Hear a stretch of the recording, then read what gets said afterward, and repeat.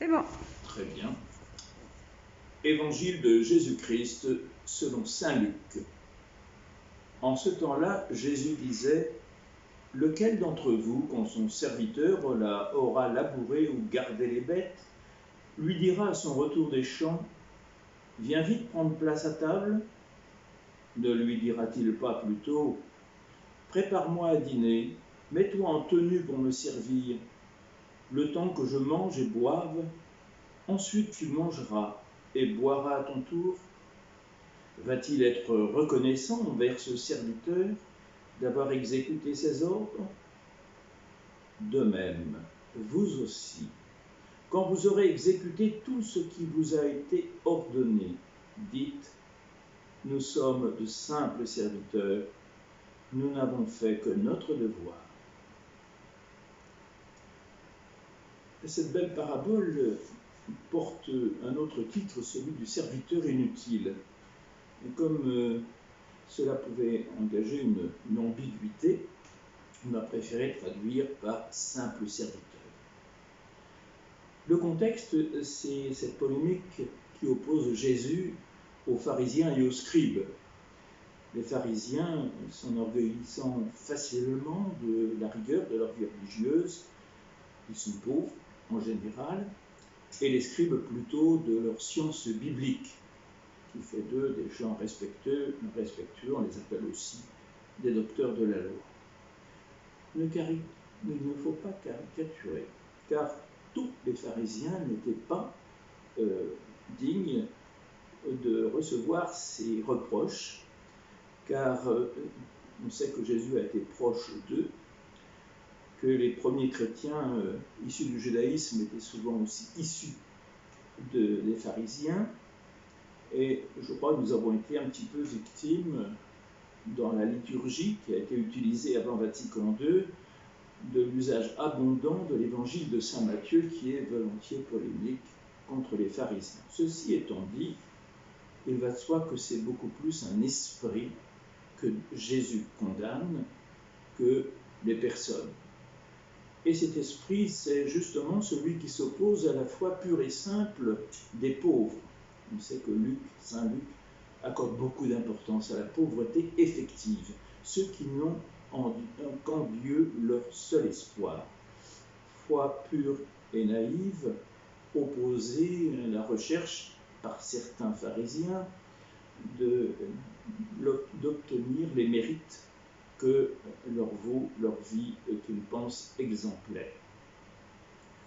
Il faut savoir que dans les évangiles, souvent, la relation entre Dieu et les pharisiens est vue comme une relation maître-esclave. Esclave et serviteur sont le même mot pratiquement, parce que, justement, ils se disent être des serviteurs de Dieu fidèles. Et c'est pourquoi Jésus donc va raconter à leur adresse, et puis aussi, on peut le penser, à l'adresse de ses disciples, et spécialement peut-être des 12 qu'il a choisis pour être les fondations de son Église. Et c'est donc l'appel à cet esprit de pauvreté vis-à-vis de ce que le Seigneur nous donne de faire de bien. On connaît la fable de La Fontaine qui s'appelle « L'âne qui portait des reliques ». Parce qu'à l'époque, au XVIIe siècle, évidemment, l'âne était un moyen de transport assez utilisé. Et là, un âne assure la translation de reliques et à son passage, les gens se mettent à genoux. Et l'âne s'imagine que c'est devant lui qu'on s'agenouille.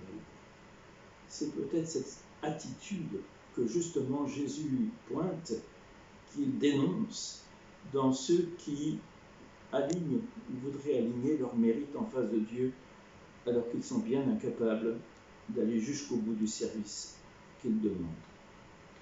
Et si c'est un esprit donc d'humilité, de pauvreté vis-à-vis des dons reçus, c'est aussi une manière de reconnaître que nous pouvons être involontairement les agents de la grâce, les courtiers de la grâce. La grâce fait du stop. Elle utilise les véhicules qu'elle trouve à sa disposition pour rejoindre quelqu'un. Et si l'art m'autorise à évoquer un souvenir personnel, alors que j'avais commencé des études de médecine, que je m'étais retrouvé dans un préventorium pour un certain temps, le directeur remplaçant était un diacre. Et je m'étais ouvert à lui du projet que je portais déjà depuis un certain temps, de devenir prêtre.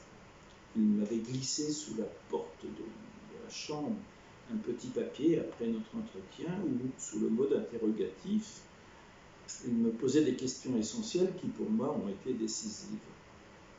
On appelle ça couramment le prêtre qui m'a mis au séminaire. Et j'ai appris plus tard, alors qu'il était ordonné prêtre, et moi aussi, qu'il avait quitté le ministère.